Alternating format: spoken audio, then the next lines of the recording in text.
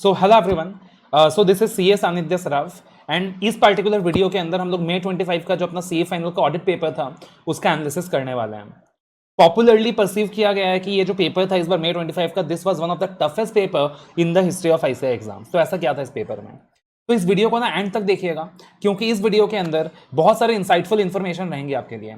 ना केवल पेपर का अपन रिव्यू करेंगे, बल्कि मैं आपको ये भी बताऊंगा कि यार ऐसे पेपर को अप्रोच कैसे करना है, ऐसे पेपर के लिए तैयारी कैसे करनी है, एग्जाम सिचुएशन के अंदर अपने कैसे इस पेपर को मैनेज करना है। तो ये सारी बातें अपन डिस्कस करने वाले हैं।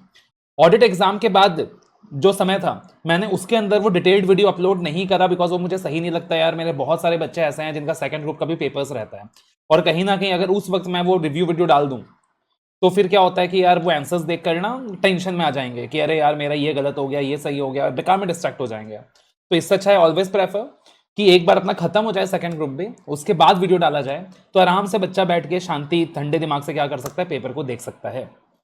ठीक है, सबसे पहले अगर बात करें कैटेगरी, इस वीडियो का कैटेगरी क्या था, so I will count it as tough and lengthy.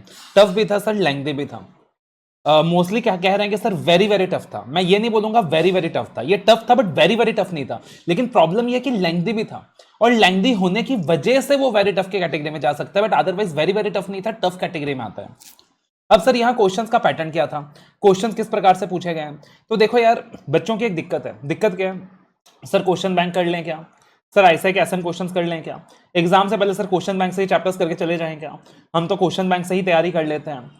तो भाई ये बच्चों का ना सबसे बड़ा दिक्कत है, ये बच्चों का सबसे बड़ा दिक्कत है। आईसीआई आज के टाइम पे पास्ट एग्जाम के क्वेश्चंस कम पूछता है, न्यू क्वेश्चंस ही फॉर्मुलेट करके ज्यादा पूछता है। तो हमेशा मैं आपको बोलता हूं कि यार आपको जो क्वेश्चंस करनी है वो सिर्फ प्रैक्टिस के लिए करनी है, क्वेश्चन का पैटर्न जानने के लिए करनी है, but please don't rely upon any question bank, because वहां से क्वेश्चन रिपीट बहुत कम होता है आजकल। आप कॉन्सेप्ट पे ही फोकस करो, कॉन्सेप्ट को ही रिवाइज करो, कॉन्सेप्ट को ही बार बार रिवाइज करो, कोशिश करो कि कॉन्सेप्ट में ही कटौती नहीं करनी है। अब इस पेपर के अंदर सर 50% क्वेश्चंस तो थे नए एनालिटिकल क्वेश्चंस, मतलब अच्छे एनालिटिकल क्वेश्चंस के आपको अपना दिमाग लगाना पड़ेगा। That was really challenging. अब प्रॉब्लम क्या होता है, ये जो 50% क्वेश्चंस है, बच्चा इसी को देखकर पैनिक हो जाता है और वो एकदम डर जाता है कि यार इस पेपर में मेरा क्या होगा, मैं कैसे पास होऊंगा। मैं हमेशा आपको बोलता हूं कि याद रखना, टफ से टफ पेपर क्यों ना हो, टफ से टफ पेपर क्यों ना हो, पक्का इसे आपको 40 मार्क्स सिक्योर करने का जगह देगा। अपने को उन एरियाज को ढूंढना है। ऑडिट में भी आप देखोगे ना इस पेपर को ध्यान से, तो करीबन 50% पेपर ऐसा था जो स्कोरिंग था। 50% paper, I do agree, tough था, और उसी को देखकर हम पैनिक हो जाते हैं, घबरा जाते हैं। लेकिन अगर हम पैनिक ना हो, अगर हम ना घबराएं और उन 50% क्वेश्चंस को ढूंढें या उन 40% क्वेश्चंस को ढूंढें जो इजी हैं, तो आप देखोगे देयर आर स्कोरिंग एरियाज। इस पेपर के अंदर भी प्रोफेशनल एथिक्स का एरियाज थे जो स्कोरिंग थे, एसक्यूसी के क्वेश्चंस थे जो स्कोरिंग थे, there were few very simple MCQs as well. तो करीबन 40-50 नंबर का पेपर ऐसा भी था जो इजी था, लेकिन आपको उसको लोकेट करना पड़ेगा विदाउट टेकिंग दैट प्रेशर। अगर आप वो कर सको तो आप इस पेपर को भी यहाँ पे मैनेज कर सकते हैं। लेकिन अगर आप वो टफ क्वेश्चंस को देखकर पैनिक हो जाओ तो फिर भाई कुछ नहीं होगा, तब फिर ये पेपर आपको उतना अच्छा नहीं गया रहेगा। ठीक है ना। लेकिन अगर आप वो जो इजी क्वेश्चंस हैं उनको ढूंढो, उनको लोकेट करो, पहले अच्छे से वो क्वेश्चंस कर लो, उसके बाद टफ क्वेश्चंस में दिमाग लगाओ, अपना प्रेजेंस ऑफ माइंड रखो। तो मैं ये तो नहीं बोलूंगा बेटा 70 आ जाएंगे, पेपर बहुत टफ था, लेकिन फिर भी आप 55-60 नंबर ला सकते हो ऐसे पेपर के अंदर, अगर आपने अपना प्रेजेंस ऑफ माइंड रखा है। एंड डू रिमेंबर कि ऐसे पेपर्स में नॉर्मली चेकिंग भी लिबरल होता है, आईसीआई कितनी बार ग्रेस मार्किंग्स भी देता है, तो वो चीज भी ध्यान रखिएगा। ठीक है, फिर डिफिकल्टी लेवल की बात करें तो एमसीक्यूज को I will rate it 8 out of 10, ये टफनेस का लेवल था, और डिस्क्रिप्टिव को I will rate 6.5 out of 10। So this was the toughness level of the ICI.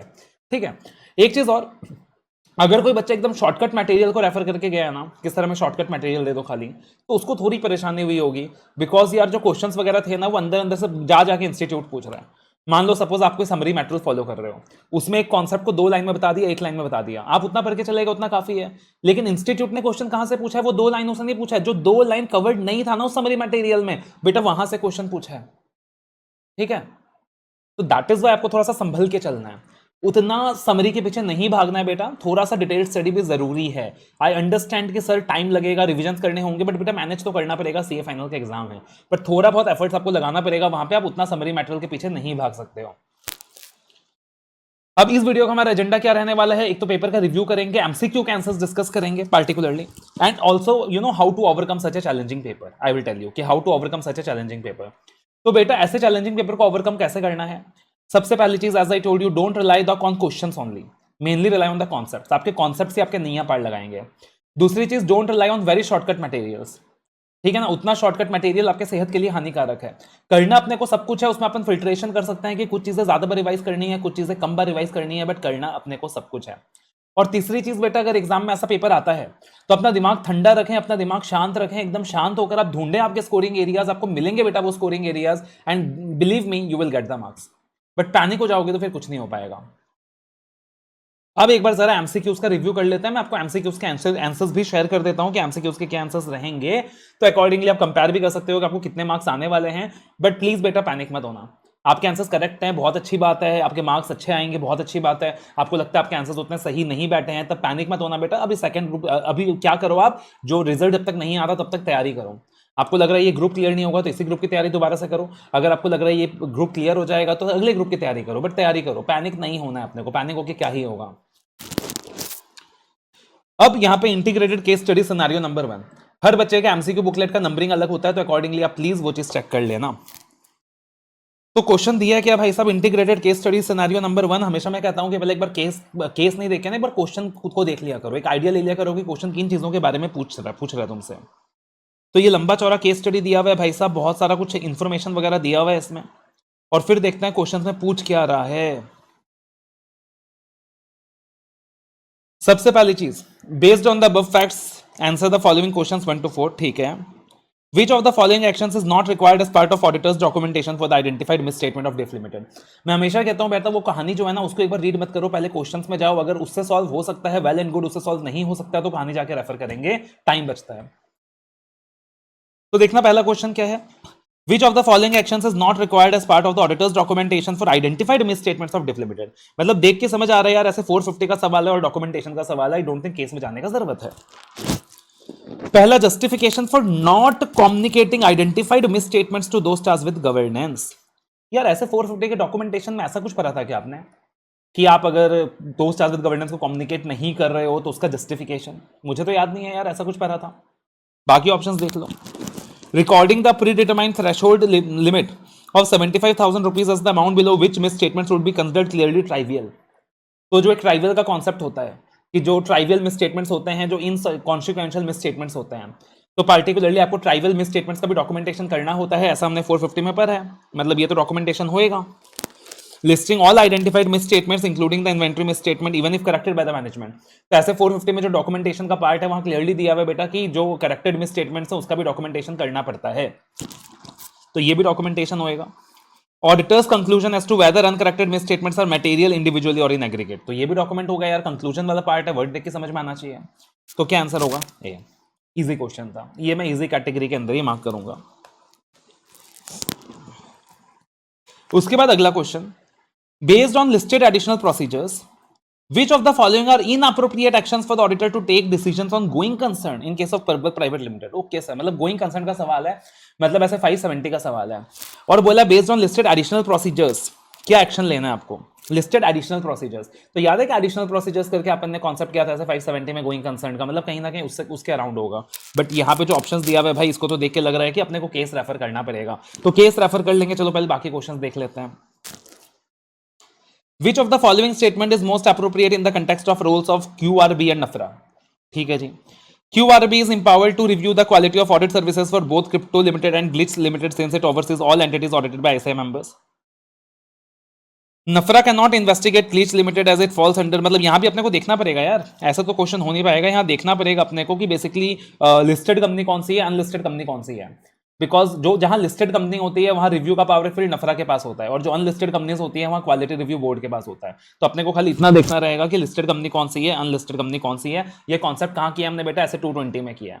ऐसे 220 में लास्ट में इंस्टीट्यूट ने एक शॉर्ट नोट दिया है क्वालिटी रिव्यू बोर्ड के बारे में, नफरा के बारे में, तो वहीं इसका आंसर दिया हुआ है। ठीक है जी। और क्वेश्चन 4 क्या है? Which of the following actions is correct regarding the classification and treatment of identified misstatements under relevant standards? तो ये भी अपने को रेफर करना ही पड़ेगा, पहला क्वेश्चन अपना बिना रेफर किए हो गया था। अब अगला क्वेश्चन क्या? लिस्टेड एडिशनल प्रोसीजर्स के बारे में, लिस्टेड एडिशनल प्रोसीजर्स के बारे में। तो यहां देखना लिस्टेड एडिशनल प्रोसीजर्स, तो कहां दिख रहा है लिस्टेड एडिशनल प्रोसीजर्स? ये दिख रहा है बेटा, लिस्टेड एडिशनल प्रोसीजर्स। तो क्या क्या दिया हुआ है यहाँ पे? As long as management provides a representation letter stating their plans to address financial difficulties, the auditors is not bound by the terms of breached loan agreements. ऐसा तो बिल्कुल नहीं है बेटा। तो पार्टिकुलरली आपको क्या करना पड़ता है, जो भी लोन एग्रीमेंट्स वगैरह वो रिव्यू करने पड़ते हैं, और अगर मैनेजमेंट रिप्रेजेंटेशन देता है तो ऐसा तो नहीं है उससे आपकी बाउंडेशन खत्म हो जाती है। ये तो अगर आपने नहीं भी पढ़ा होगा ना SFI 70 का ये पार्ट, तब भी आप कॉमन सेंस से गैस कर सकते हो कि WR का भी सब्सटीट्यूट नहीं होता किसी चीज का। तो ये ऑप्शन तो गलत है बेटा। Confirm the existence, legality and enforcement of arrangements to provide or maintain financial support both from related oblique third parties and the assessment of the financial ability of such parties to provide the promised support as immaterial। पूरा sentence सही था, last में ये immaterial word use करके डामाडोल कर दिया। immaterial तो नहीं होता, यानी ये ऑप्शन भी गलत है। Evaluate the assumptions underlying cash flow, profit and other relevant forecasts considering historical accuracy and current market conditions। तो स्ट्रेट फॉरवर्ड पॉइंट है SFI 70 का। एडिशनल प्रोसीजर्स के अंदर अपन देखते हैं तो this is the correct statement. फिर considering whether facts and information have become available since the date of management's initial assessment that could impact the going concern conclusion। तो particularly जब management का final assessment हो जाता है उसके बाद भी अपने को देखना पड़ता है कि कुछ न्यू फैक्ट्स वगैरह सामने आए हैं क्या, तो ये ऑप्शन भी गलत है। Review minutes of the meeting of share holders, दोस्त asset governance and relevant committees for financial difficulties, plans for mitigating action. ये बिल्कुल डायरेक्ट पॉइंट अपने को मिनट्स ऑफ मीटिंग वगैरह रिव्यू करना पड़ता है। If management has not yet performed an assessment, the entity is not treated as a going concern, issue a modified opinion. पूरा ही गलत है भाई, पूरा ही गलत है। यानी सही क्या है, ऑप्शन नंबर 3 and 5 ये सही है। तो यहां पे अगर हम जाएंगे तो जिस ऑप्शन में यहां पे क्या पूछा है, what are the inappropriate actions, मतलब वही वाला ऑप्शन सही होगा, वही वाला ऑप्शन सही होगा जिसमें 3 और 5 ना हो, वही वाला ऑप्शन सही होगा जिसमें 3 और 5 ना हो। तो कौन सा सही होगा बेटा, 3 and 5 ना हो। ए में तो 3 है तो 2 is the correct answer, B is the correct answer. कौन सा करेक्ट आंसर है, B is the correct answer. फिर अगला ही अपने को क्या देखना था, क्रिप्टो और ग्लीच का। क्रिप्टो और ग्लीच कहाँ है तो भाई, क्रिप्टो और ग्लीच कहाँ है, कहाँ है, कहाँ है, क्रिप्टो एंड ग्लीच कहाँ है, ये रहा। Crypto limited non listed public company, ये देख के समझ में आ जाना चाहिए। नॉन लिस्टेड पब्लिक कंपनी मतलब QRB can exercise the option, QRB can exercise the review. ठीक है जी। और यहां बोला गया देखो ग्लिच लिमिटेड लिस्टेड कंपनी, तो यहां समझ में आ जाना चाहिए, बाकी कहानी रेलेवेंट नहीं है। तो यहां पे देखना ऑप्शन सी रहेगा, that QRB can review the quality services और quality of audit services of crypto limited but can not review the quality services of glitch limited. And आखिरी क्वेश्चन क्या था, regarding the classification and treatment of identified misstatement. तो identified misstatement की बात कहां की हुई है सर, लास्ट में क्या किया रहेगा शायद, आइडेंटिफाइड मिस स्टेटमेंट यहां तो नहीं किया हुआ, यहां नहीं किया हुआ, यहां नहीं किया हुआ, यहां नहीं किया हुआ, यस यहां किया हुआ आइडेंटिफाइड मिस स्टेटमेंट की बात। तो एक calculation error in the depreciation schedule amounting to 1 lakh, मतलब क्लियर कट पता चल रहा है मिस स्टेटमेंट है, so this is considered as a factual misstatement. Management's estimate regarding inventory valuation seemed aggressive leading to overstatement of 5 lakh, मतलब management का judgement गलत है, जजमेंटल मिस स्टेटमेंट।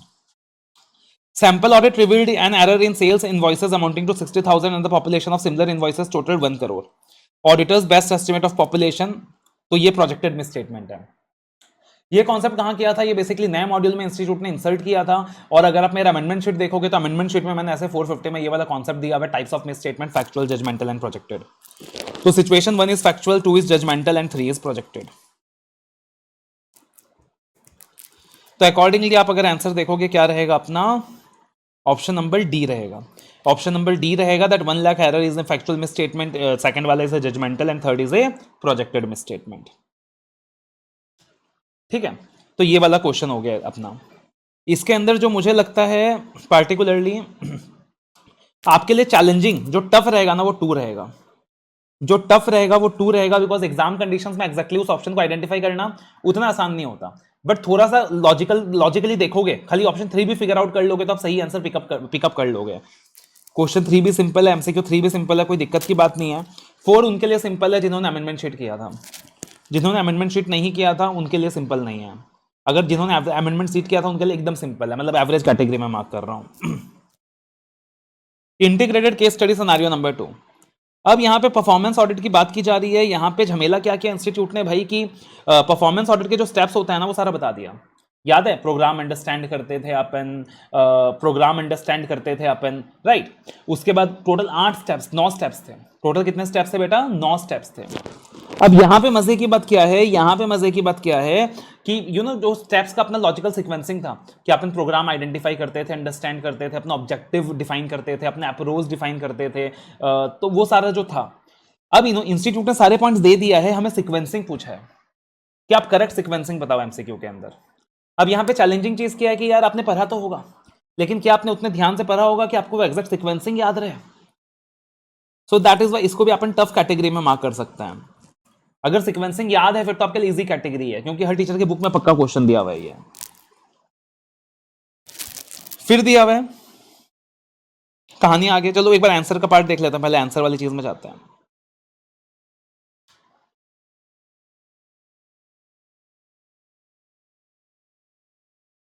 सबसे पहले पूछा है as regards the method suggested for conducting performance audit of wind power limited, by which team member do you think that it may not be possible for the auditor to work with complete data due to its high volume and in such cases sampling techniques are required to be used. ठीक है जी। तो क्या बोला है कि as regarding the method suggested for the conducting the performance of wind power limited, by which team member do you think that it would not be possible for the auditor to work with complete data due to its high volume and sampling technique may be used? Performance audit का सवाल है, performance audit का सवाल है।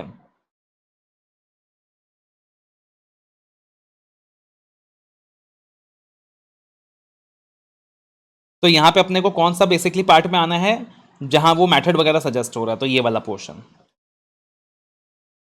CAJP asked his team members to suggest a method for conducting performance audit. Mr. P suggested a method which involves a descriptive analysis of entity, scheme or program.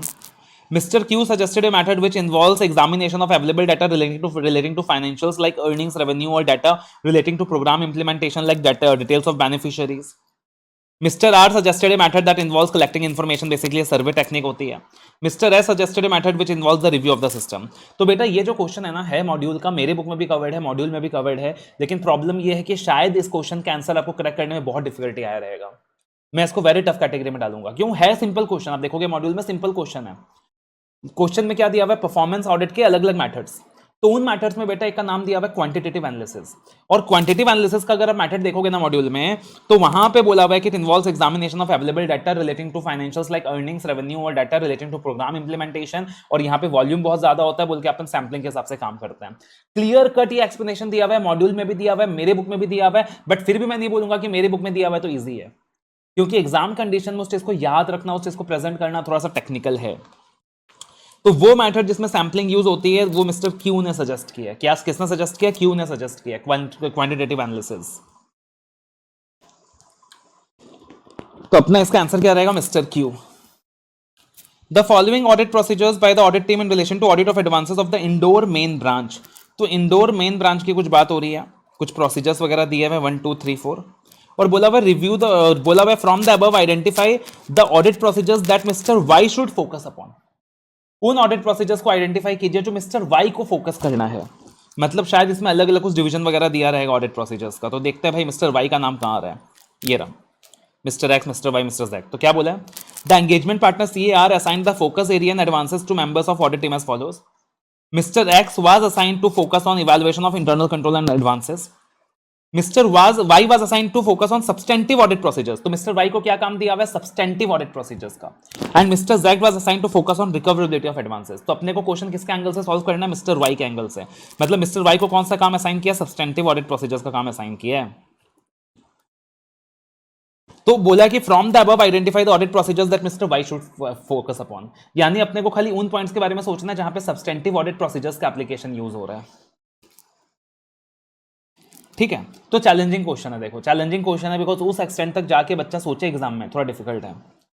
सबसे पहले examine existence, enforceability and valuation of securities in respect of securities requiring registration. तो बेटा ये internal controls check कर रहे हो आप। Verify correctness of master data of loans accounts updated in CBS parameters like instalments, EMI, ये आप substantive procedures perform कर रहे हो। Examine whether the system laid down by the bank for the renewals of the renewals of advances is being followed, ये भी आप internal control system evaluate कर रहे हो। Examine accounts identified to be problem accounts but which have not yet slipped into NPA category. This can be done by obtaining list of SMA1 and SMA2 borrowers from the bank and the same can be considered. ये भी आप SAP perform कर रहे हो, substantive analytical procedures ही perform कर रहे हो. Review auditors approach in case of borrowers having credit facilities from the banking system beyond a cut-off limit fixed by the board of directors. यहाँ पे आप internal control system evaluate कर रहे हो.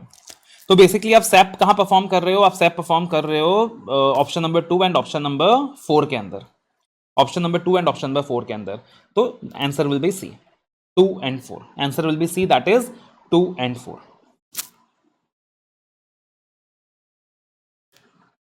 आपको इतना स्पेसिफिक याद ना भी रहे एग्जाम में तो आप रिवर्स ऑर्डर में भी सॉल्व कर सकते हो. रिवर्स ऑर्डर मतलब मान लीजिए पहला ऑप्शन में दिया 1 2 3, पहला ऑप्शन में दिया 1 2 3. अब एटलीस्ट 1 2 3 अगर दिया है तो बेटा 3 देखकर तो आपको समझ आ रहा होगा, मैं बोल रहा हूं भली 1 में कंफ्यूजन हो, 3 देखकर तो आपको समझ आ रहा होगा ये सब्सटेंटिव प्रोसीजर नहीं है, इंटरनल कंट्रोल से रिलेटेड है, यानी इस ऑप्शन को स्ट्राइक ऑफ कर दो. अगला दिया 2 4 and 5, तो 2 4 and 5 दिया अगला, तो 2 4 and 5 भी देखकर आपको समझ आ रहा होगा कि सब्सटेंटिव प्रोसीजर्स नहीं है, इंटरनल कंट्रोल से आप इस ऑप्शन को भी स्ट्राइक ऑफ कर सकते हो. तो इस तरीके से आप स्ट्राइक ऑफ करके भी क्या कर सकते हो, करेक्ट आंसर तक पहुंच सकते हो. What is the drawing power available to Kiran limited as on 31 March 2005? ये है एवरेज कैटेगरी का क्वेश्चन. इससे पहले दोनों क्वेश्चन टफ कैटेगरी के थे. ये बेसिकली ड्राइंग पावर कैलकुलेशन के ऊपर है.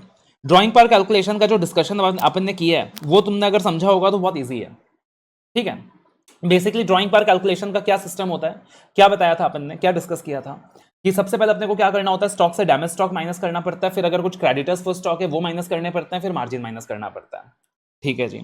तो टोटल स्टॉक है 900 माइनस डैमेज स्टॉक है 60 माइनस क्रेडिटर्स फॉर स्टॉक है 140 700 माइनस मार्जिन फॉर स्टॉक है 25%, तो ये निकलेगा 525.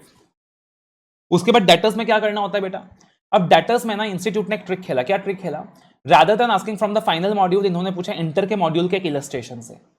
इंटर का जो मॉड्यूल है बैंक ऑडिट का उसमें एक इलस्ट्रेशन में उन्होंने दिया हुआ है कि डेटर्स से आप ना 90 डेज से पुराने वाले डेटर्स माइनस करते हो. ये पॉइंट क्या करते हो, क्रेडिटर से आप 90 डेज माइनस पुराने वाले जो डेटर्स हैं उसको माइनस करते हो डेटर से. अब ये पॉइंट इंस्टीट्यूट ने फाइनल के मॉड्यूल में नहीं दिया, इंटर के इलस्ट्रेशन में दिया. कहां दिया? इंटर के बैंक ऑडिट के इलस्ट्रेशन में दिया है. तो यहां थोड़ा तकलीफ आएगा. तो टोटल डेटर्स 800 माइनस आपको करना है दोज डेटर्स जिनके जो 90 डेज से पुराने हैं, यानी 100 को माइनस कर दीजिए और फिर मार्जिन माइनस कर दीजिए 40%, तो ये 420 आएगा. तो 520 plus 525 plus 420 it is going to be 945. और फिर लास्ट में आपको वो सीक्वेंस पूछा है परफॉर्मेंस ऑडिट का, परफॉर्मेंस ऑडिट के स्टेप्स का. तो अकॉर्डिंगली आपको देखना है कि करेक्ट सीक्वेंस क्या रहेगा. तो option D is the correct answer. ये भी अगेन इसको भी पार्टिकुलरली मैं एक एवरेज अच्छे स्टैंडर्ड कैटेगरी में डालूंगा. आपके बुक में है इसलिए वेरी टफ नहीं बोल सकते, लेकिन इजी इसलिए नहीं बोल सकते क्योंकि यार उस सीक्वेंस में याद रखना not so easy for the student in the exam condition. हमारे लिए बोलना आसान है. अगला कोई केस स्टडी सिनेरियो सिंपल है. ओपनिंग बैलेंस का स्टैंडर्ड है बेसिकली 510, इसमें ज्यादा दिमाग लगाने का नहीं है. और एक इसमें ना सैम्पलिंग का भी कॉन्सेप्ट दिया हुआ है, सैम्पलिंग का भी क्वेश्चन दिया हुआ है, नेगेटिव कंफर्मेशन का भी दिया हुआ है. अब प्रॉब्लम के एमसीक्यू सिंपल है, मैं बता दूं इसका एमसीक्यू ये सिंपल है, लेकिन इसमें इंटर ऑडिट के कॉन्सेप्ट टेस्ट किए हुए, इंटर ऑडिट वाले स्टैंडर्ड से पूछा हुआ है. अब कहने को इंटर ऑडिट वाले स्टैंडर्ड्स मैंने भी क्लास में कराया है, आपको बुक में भी दिया है, लेकिन प्रॉब्लम क्या है कि यार एग्जाम में टाइम कम रहता है, 1.5 डेज में टाइम कम रहता है, तो बच्चा इंटर वाले टॉपिक पे फोकस थोड़ा कम करके चलता है. इसकी वजह से बच्चे को परेशानी हो सकती है. अदरवाइज अगर कंटेंट पूरा किया होगा तो यहाँ परेशानी नहीं भी होगी. बट अगर कहीं सेलेक्टिव हुआ होगा बच्चा कि यार इंटर वाला कंटेंट थोड़ा सो एंड सो कर लेता हूं, तो यहां तकलीफ हुई होगी. तो यहां पे आप देखना क्वेश्चन जो है सबसे पहले एक तो इनिशियल ऑडिट एंगेजमेंट 510 का है, फिर सैम्पलिंग के बारे में बोला हुआ है, सैम्पलिंग के ऊपर क्वेश्चन है, फिर negative confirmation, positive confirmation, external confirmation का जो स्टैंडर्ड है उसके ऊपर क्वेश्चन है, और SS 620 ऑडिटर्स एक्सपर्ट के ऊपर क्वेश्चन है. मैं आपको बता दूं क्वेश्चन सारे सिंपल है, लेकिन प्रॉब्लम ये है कि यार वो इंटर वाले स्टैंडर्ड्स अपन ढंग से नहीं करते हैं, तो वहां वो चैलेंजिंग बन जाएगा. अगर आपने एक बार भी किया रहेगा ना तो डायरेक्ट क्वेश्चन है. सबसे पहले बेस्ड ऑन ऐसे 530 which of the following is the most appropriate response for the auditor in handling this situations while performing sampling test and procedures. तो सबसे पहले बोला है कि the audit procedure is not applicable to the selected items, auditor shall perform only audit procedures but not on replacement item. गलत है. ऐसे 530 में स्ट्रेट फॉरवर्ड लिखा हुआ है कि अगर आप सिलेक्टेड आइटम पे प्रोसीजर परफॉर्म नहीं करते, रिप्लेसमेंट आइटम में करना होगा. Option number B, in case when the auditor considers a misstatement or deviation discovered in a sample to be anomaly, auditor shall obtain a high degree of certainty that such misstatement is representation of the population. तो यहाँ पे होता है बेटा, it is not a representative of the population. Anomaly is something that is not a representative. अगर एक बार भी read किया आपने ऐसे 530, आपको पता रहेगा कि this is the incorrect question. Rely solely on the results of sampling and assume that any deviations are immaterial. ये भी आपको रीड करके पता चल रहा है गलत है. तो प्रैक्टिकली आपको बताऊं, हो सकता है कि ऑप्शन डी करेक्ट है, आप आइडेंटिफाई ना कर पाओ, बट ऑप्शन ए और बी और सी गलत, सही नहीं है, गलत है, आप वो आइडेंटिफाई कर सकते हो. ऑप्शन डी में क्या बोला, if the auditor is unable to apply the design audit procedure और suitable audit procedure alternative procedures, तो उसको हमेशा क्या मान के चलता है, मिस स्टेटमेंट मान के चलता है in case of test of details. तो ये कॉन्सेप्ट अपन ऐसे 530 में करते हैं. अगला क्वेश्चन नेगेटिव कंफर्मेशन का है, ये भी बिना केस देखे हो जाएगा. Which of the following is the most appropriate response for majors GDP associates in response to the events that occurred when performing external confirmation procedures to obtain relevant and reliable audit evidence in accordance with the standards. The failure to receive a response to a negative confirmation request indicate received by the confirming party. बिल्कुल गलत है यार, बकवास बोल रहा है. Confirming parties may also be likely to respond indicating disagreement with a confirmation request when the information is in their favor and less likely to respond otherwise. उल्टा दिया हुआ है यहाँ पे, ये भी गलत ऑप्शन है.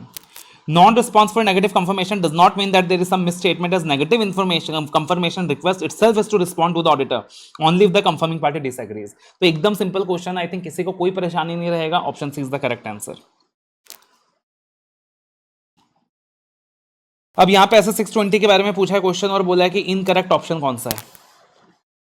When the work of auditors expert relates to auditor's conclusion regarding a significant risk, only a formal written report at the conclusion may be appropriate while auditor's report are not required. ये तो गलत चीज है यार. Obvious चीज, आप return report तो लेते ही हो. अगर आप एक्सपर्ट का काम यूज करते हो तो आप रिटर्न रिपोर्ट तो लेते ही हो, बट ऑरली भी रिपोर्ट्स वगैरह लेते रहते हैं अपन. तो ये तो गलत ही लग रहा है, बट बाकी ऑप्शंस देख लेते हैं पहले. Ensure that nature of scope and objective of experts work are in writing. तो ये तो करेक्ट ही होगा, देख के पता चल रहा है. Identification of specific partners or staff who will liaise with the experts and procedures for communication between that expert and entity.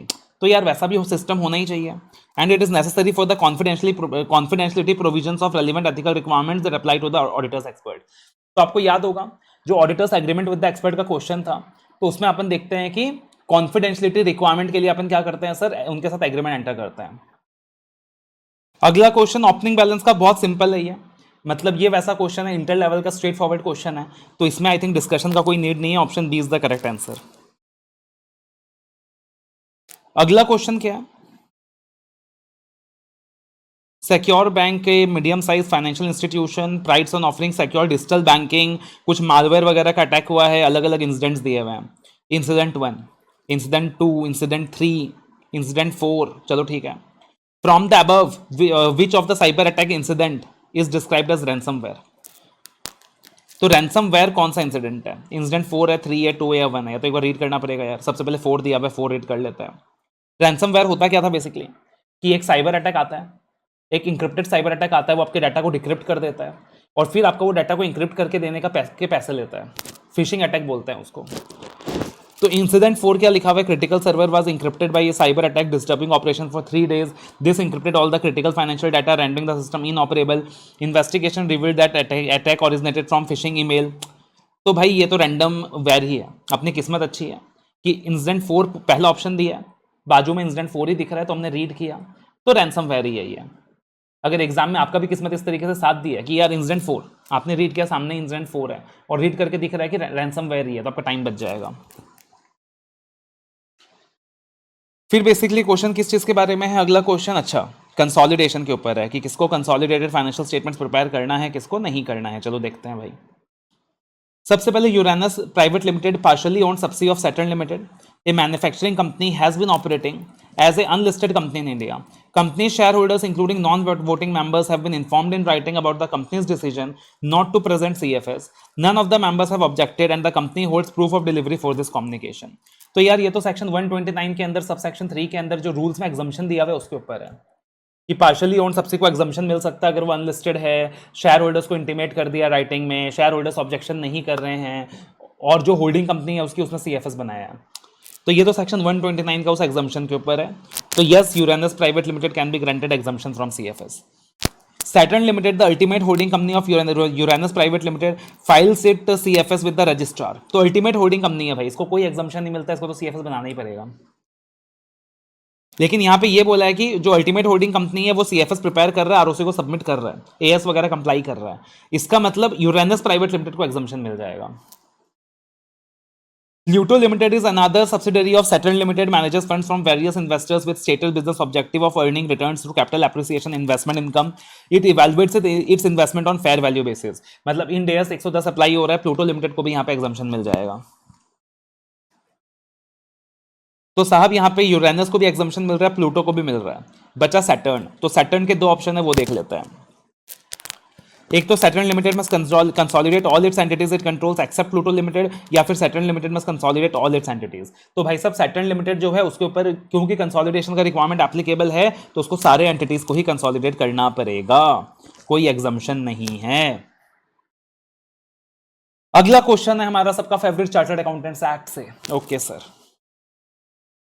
तो फर्म ऑफ चार्टर्ड अकाउंटेंट्स हैं, दो पार्टनर्स हैं, मेन ऑफिस दिल्ली में है, गुड़गांव में ब्रांच ऑफिस है, पार्टिकुलरली शिमला में branch office है। एग्जम्पशन के लिए अप्लाई किया with respect to Shimla office, क्योंकि हिल एरिया लोकेशन है। परमिशन दिया गया है कि आप एक टेम्पररी ऑफिस चंडीगढ़ में खोल सकते हो, 3 महीने के लिए अलाउड होता है, आप टेम्पररी ऑफिस खोल सकते हो प्लेन एरियाज में, ठीक है ना। The temporary office in Chandigarh displayed its bold name and used on the address of the firm. Stationery, firm का स्टेशनरी वगैरह में जो टेम्पररी ऑफिस होता है उसका नाम यूज नहीं होता, बेसिकली परमानेंट ऑफिस का नाम यूज होता है। और ऑफिस खोलने से पहले और बंद करने के बाद आईसीआई को इंटीमेट करना पड़ता है। ये सारी बातें आपको याद होंगी।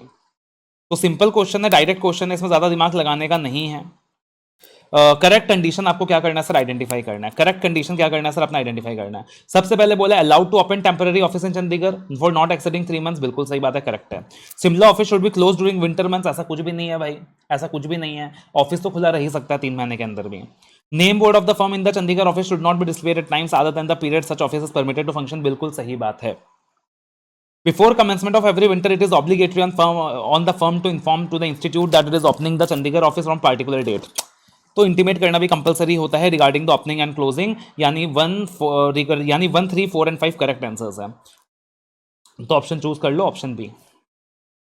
तो हो गया हमारे एमसीक्यूज। ये वाला भी सिंपल कैटेगरी का था।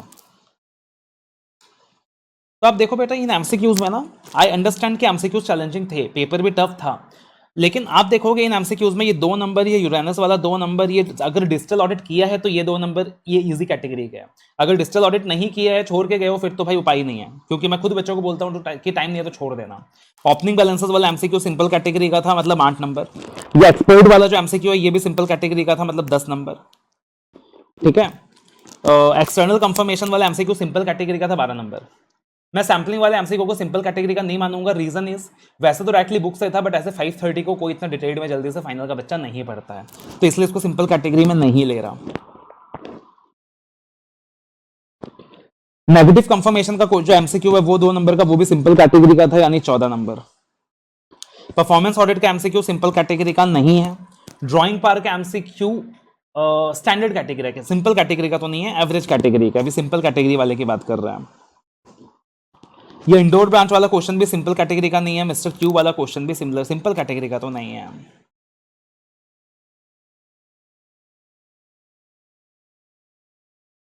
ये जो मिस स्टेटमेंट वाला क्वेश्चन है ये सिंपल कैटेगरी का था, यानी 16 नंबर। जो नफरा वाला क्वेश्चन है ये भी सिंपल कैटेगरी का था, मतलब 18 नंबर, और ये 2 नंबर, पहला वाला 20 नंबर। मतलब आपको बोलूं 20 नंबर के एमसीक्यूज बेटा सिंपल कैटेगरी के थे, 10 नंबर के एमसीक्यूज बहुत चैलेंजिंग कैटेगरी के थे। ऐसा नहीं है वो 10 नंबर के एमसीक्यूज नहीं हो सकते, मगर चैलेंजिंग कैटेगरी के थे। और 10 नंबर एमसीक्यूज सिंपल कैटेगरी के भी थे अगर आपने तैयारी पूरी की है, अगर आपने तैयारी पूरी की है, तैयारी पूरी की है तो बाकी एमसीक्यूज भी हो सकते हैं, बट टाइम ज्यादा लगेगा, और 20 नंबर तो पक्का हो ही जाएंगे करेक्टली। तो आई अंडरस्टैंड पेपर टफ था बेटा, बट अगर आपने तैयारी अच्छे से की है, शिद्दत वाली तैयारी की है, फुल ऑन प्रिपरेशन की है, ज्यादा शॉर्टकट के पीछे नहीं भागे हो, तो 20 नंबर तो एमसीक्यूज में पक्का आपके मिल सकते हैं, और 2 और करेक्ट तो 24 नंबर तक एमसीक्यूज में आ सकते हैं। और डिस्क्रिप्टिव का पोर्शन जो था वो भी टफ था, बट उतना एक्सेस टफ भी नहीं है, टफ था, तो वहां से भी 35 नंबर तो आ ही सकते हैं। मतलब इन शॉर्ट अगर आपने तैयारी शिद्दत वाली की है तो इस पेपर में एग्जाम्शन आ सकता है बेटा। 80+ लाना इतना इजी नहीं है, बट एग्जाम्शन डेफिनेटली आ सकता है, ऐसा नहीं है नहीं आ सकता है। हाँ, अगर आपने ऊपर ऊपर से पढ़ाई की है तब इन दैट सिचुएशन बेटा इस पेपर में 40 नंबर लाना भी टफ रहेगा। तो अब इंस्टीट्यूट आपको समझाना चाह रहा है बेटा कि ऑडिट को हल्के में मत लो, ऑडिट में एकदम अपना 200% एफर्ट्स दो, बिकॉज पेपर एनालिटिकल आएंगे। इंस्टीट्यूट आपको समझाना चाह रहा है बेटा क्वेश्चन बैंक के पीछे मत भागो, कॉन्सेप्ट्स के पीछे भागो। तो समझ जाओ इन चीजों को, ठीक है ना, समझ जाओ इन चीजों को। एंड अकॉर्डिंगली आप जब तैयारी करें एग्जाम के लिए तो इंश्योर कि यार ठीक है अपने को समराइज करना है चीजों को, बट कॉन्सेप्ट्स को कट ऑफ करके नहीं। दूसरी चीज अपने को क्या करना है सर, अपने को क्वेश्चंस के पीछे नहीं भागना है, अपने को कॉन्सेप्ट्स के पीछे भागना है। क्वेश्चंस अपने आप होंगे, क्वेश्चंस करना है बट अपनी कवरेज के लिए, अपने प्रैक्टिस के लिए। और सबसे इंपॉर्टेंट चीज कि अपने को एग्जाम हॉल में ना पेपर देके टफ पैनिक नहीं होना है। अगर पेपर टफ भी लग रहा है आपको, क्या नहीं होना सर, पैनिक नहीं होना है। पैनिक नहीं होगे ना आप मैनेज कर लोगे, लेकिन पैनिक हो जाओगे तो कहानी वहीं खत्म हो जाएगी। तो इस चीज का ध्यान रखते हुए चलना। I believe this paper analysis was useful to all, ठीक है ना। I believe this paper analysis was useful to all. और एक और बात, ऑडिट को लेकर आगे के जो अटेम्प्ट्स हैं उनको उनके लिए मैं एक स्पेशल बैच मैंने निकाला है। एक स्पेशल बैच है जिसका भी लाइव रिकॉर्डिंग भी ऑलरेडी चल रहा है, लाइव सेशंस चल रहे हैं, जिस उस पार्टिकुलर पेपर के अंदर ऐसे पेपर्स को ध्यान रखते हुए ही मैं क्लासेस रिकॉर्ड कर रहा हूं, क्लासेस कंडक्ट कर रहा हूं। तो accordingly if you feel there is a need to take the classes for the audit, you may refer those classes as well, and that you can take from apnamental.com, ठीक है। बाकी जो भी learnings हैं हमारी इस पार्टिकुलर वीडियो की, उसको ध्यान रख के चलना, उसको भूलना नहीं है, पैनिक नहीं होना है, घबराना नहीं है सर। उपाय नहीं है, सीए फाइनल के एग्जाम दे रहे हैं तो कोई ना कोई पेपर ऐसा आएगा ही जहां पे ऐसा क्या करेगा, गुगली मार के आपको क्लीन बोर्ड करने की कोशिश करेगा। लेकिन आपको बोर्ड नहीं होना है, आपको एकदम वहां पे डिफेंसिव शॉट मार के डिफेंड करना है, और इजी बॉल्स जो आएंगे उसमें छक्के मार के क्या कर लेना है, अच्छे मार्क्स सिक्योर कर लेना है। All the best.